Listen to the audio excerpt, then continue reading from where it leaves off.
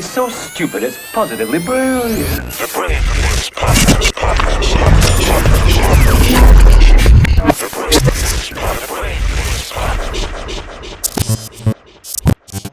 Nobody in history has done a better job of saying they're the greatest while being a victim at the same time. I'm the most amazing president. I'm the most this. I'm the most that. That's not true. Who? Kanye West. What are you talking about?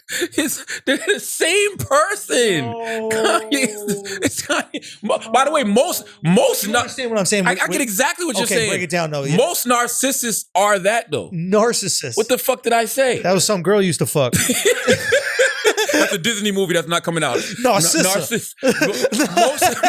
Most narcissistic people are like that. Yeah. They claim to be the greatest. They have this overinflated sense of self, but then they are simultaneously all while they're being always victimized. the victim. Yeah. It is a traditional trait. Isn't that interesting? Absolutely. Absolutely. That's what I got Kanye on my see, Kanye goes, he's both on my positively brilliant and what a fucking idiot. Okay. Because, yes, like we said last week, you should rebel against the exploitive contracts in the music industry. But Yes. and I spoke to Kanye this week.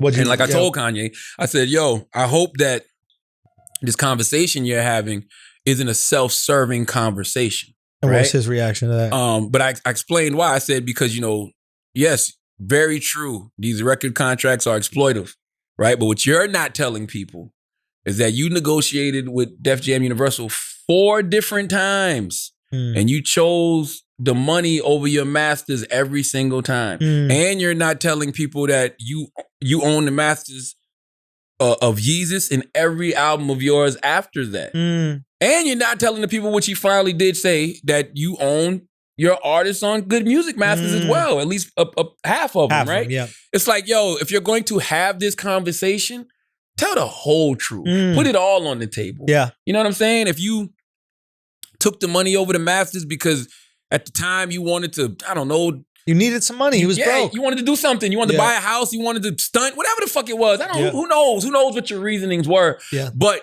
you did.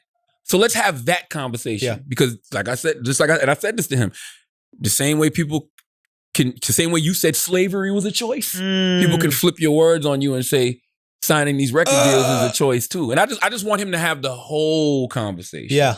Put it all out there if you're going to really, really, really talk about it. It's easy when you no longer need the money to say, well, I want the masters. But when you made the choice to take the masters, took the money. The money instead of the masters, and now retroactively, you're like, how fucked up are these people? These people are enslaving at this, that, the other. It seems a little bit hypocritical. That being said, these record deals do need some remixing. Of course. Like a lot. It's an insane deal. Of course. Like, we're going to front you money. You make that money back for us. Plus, you make more money for us, but we still own the music. That's an unfair deal. No one should have ever signed that deal. Nobody's debating that. Yeah. But how is that deal even existing today? Like, how has there not been pushback about that? Because usually you're taking people who don't know any better. But eventually they know better, right? Eventually they know. Like, yeah. But you gotta negotiate from a place of leverage. That's why this era that we're in right now is so amazing, right? Because you have these kids who have their own analytics. They have their own data. They're stars before they ever even have to sit down with a major record label. So they don't have to sign their soul away and give it all up. You know what I mean? Yeah, it's a different ballgame. You got more leverage now. Now I'm understanding it. Because in order for you to get your album in stores, you had to be with a record label. Of course. That was the only conduit. Just like in order to be on TV, you had to be on a network. So then once you get rid of that, they take away all of their leverage to put you in these like horrible contracts. I talked to somebody this week who was just explaining to me how, like, yo, back in the day, they signed a record deal not for money because they were doing very well independently. They signed a record deal because they wanted the promo. They wanted the marketing because they felt like once they used that promo and marketing to get their brand up, they could like eat forever on a national level. And they were right. You know what I mean? But those are the type of strategic things that you do, as you're growing in this industry. And I just think that those conversations need to be had to give people a better understanding as opposed to just being like, all the record industry does is rob you. All what they do is slavery. All what they do is oppression. The 4 times you had an opportunity to get free, Kanye, you chose not to be free.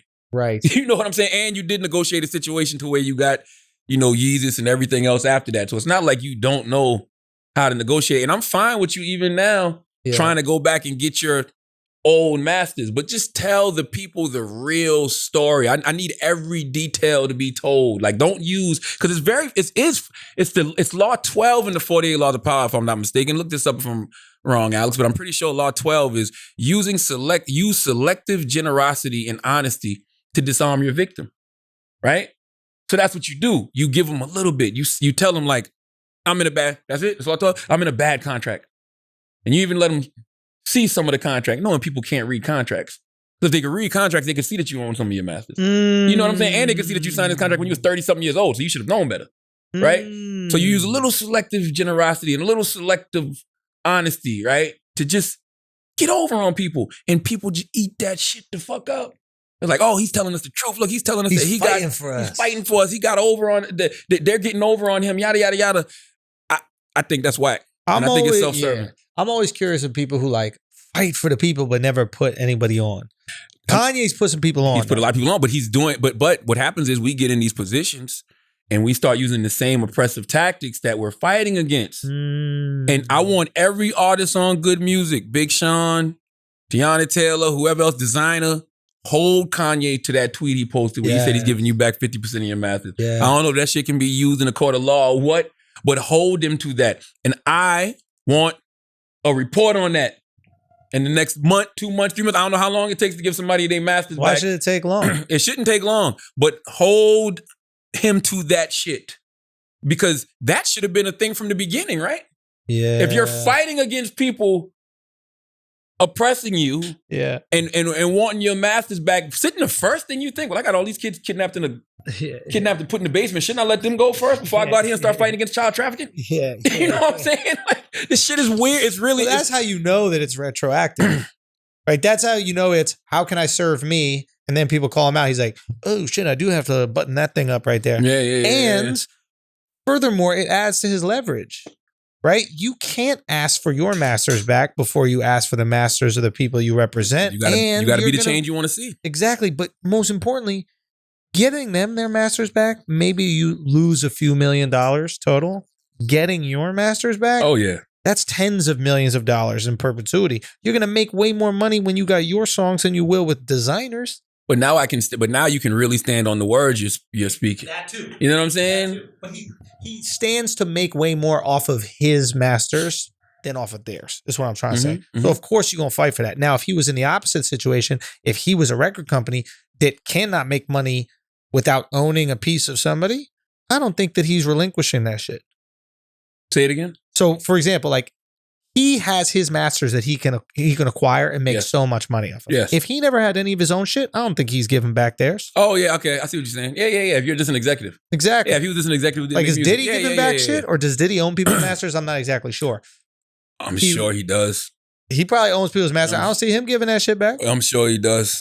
I mean, like Jay didn't. What was the whole thing with Jay? Oh, that's fire. I didn't like that either. What was the whole thing with Jay?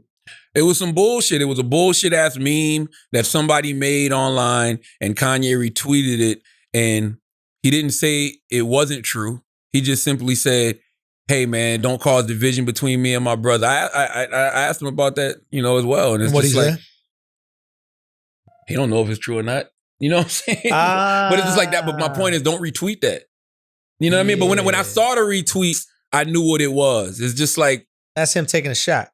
It's definitely him taking a shot, but it's just like, why, if you really care about your brother, why would you put that kind of information out there, some random shit that you just saw online that you don't know if it's true or not? You did that because you want to rile up people against him. Yes. Because you have still some hurt inside of you for that man. There's still some jealousy, there's still some envy that you have for that man. So you want people to start looking at him funny. You in want the people most to look at pussy way too. I hate it.